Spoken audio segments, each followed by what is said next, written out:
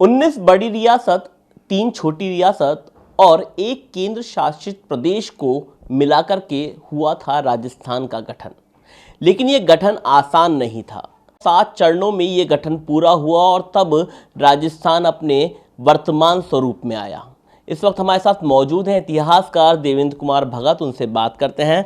Sir, ETV Bharat में आपका बहुत बहुत स्वागत है और राजस्थान दिवस की आपको बहुत बहुत शुभकामनाएं। 30 मार्च 1949 वो दिन जब राजस्थान का गठन हुआ था, किस तरह का ये दौर था, आपसे जानना चाहेंगे। 30 मार्च 1949 वृहद राजस्थान बना और इससे पहले भी इसके बारे में प्रोसीजर चल रहा था। जब देश आज़ाद हुआ तो देश आज़ादी के साथ ये प्रश्न उठा कि जो देशी रियासतें थी उनका एकीकरण किस हिसाब से किया जाए, और उन देशी रियासतों के एकीकरण के लिए एक बड़ा प्रयास किया गया।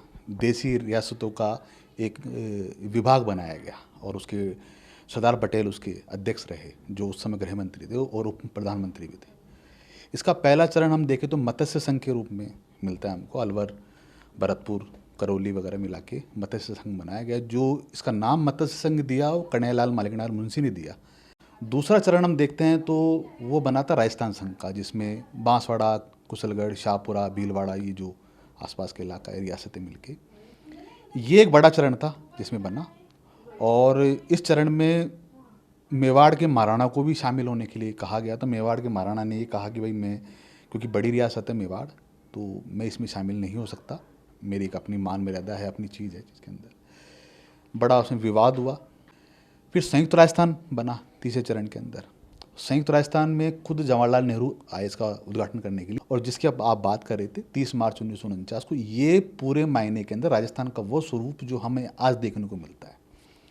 नवरात्रे थे, ऐन्द्र योग था, और इसके अंदर ज्योतिष से पूछ के महाराजा मान सिंह जी ने इसका निर्माण कराया। जयपुर को राजधानी बनाया गया। जयपुर के व्यक्ति को प्रधानमंत्री उस जमाने बोलते थे, बाद में मुख्यमंत्री के रूप में बने वो हीरालाल शास्त्री जी को बनाया गया। और इस चरण के अंदर थोड़ा सा झगड़ा हुआ कि राजपूत जो सामंत थे वो आगे बैठ गए, और जो जिन्होंने युद्ध लड़ा था, जिन्होंने स्वतंत्रता सेनानी थे, वो थोड़े पीछे बैठे। तो ये लोगों ने कहा कि ये अभी भी राजाशाही है। इस बात को लेके कुछ माणिकलाल वर्मा वगैरह लोग बाहर चले गए थे। इसका वर्णन पूर्व आधुनिक राजस्थान के इतिहास के अंदर एक बुक है रघुवीर सिंह जी की, सीतामऊ की, उन्होंने इसका बहुत अच्छी तरह से वर्णन किया है। 7 चरणों में बना। उसके बाद वृहद राजस्थान के पश्चात हम देखते हैं कि देश आज़ाद होने के बाद संविधान लागू हो गया, और उसके अंदर फिर संयुक्त राजस्थान का जो मेवाड़ था वो वृहद राजस्थान के अंदर मिल चुका था। और सिरोही जो रियासत थी उसको लेके बड़ा डिस्प्यूट हुआ कि सिरोही रियासत में ये गुजरात को दी जाए या राजस्थान में आए, क्योंकि गुजरात के वल्लभ भाई पटेल बड़े वो थे, पावरफुल थे, और गोकुल भाई भट्ट जो समय कांग्रेस के अध्यक्ष थे, वो सिरोही की गांव हातड़ गांव थे, वहाँ के निवासी थे। तो उस गांव को तो दे दिया राजस्थान के अंदर, और सिरोही में माउंट आबू गुजरात को दे दिया। जब तक पटेल साहब जिंदा रहे जब तक ऐसा ही रहा।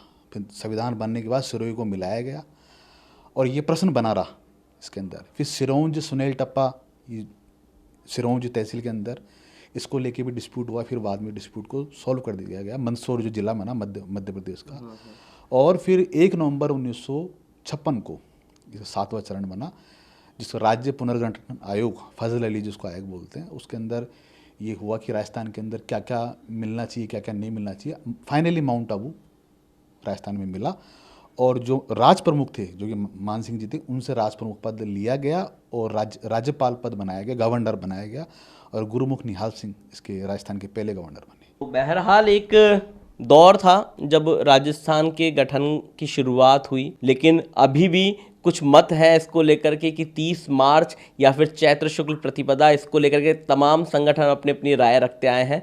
लेकिन फिलहाल राजस्थान अब 75 साल का हो चला है, और कहीं ना कहीं अब लोगों की यही ख्वाहिश है कि राजस्थान इसी तरह से प्रगति के पथ पर आगे बढ़ता रहे। सहयोगी विजेंद्र के साथ अंकुर जाखड़, ईटीवी भारत, जयपुर।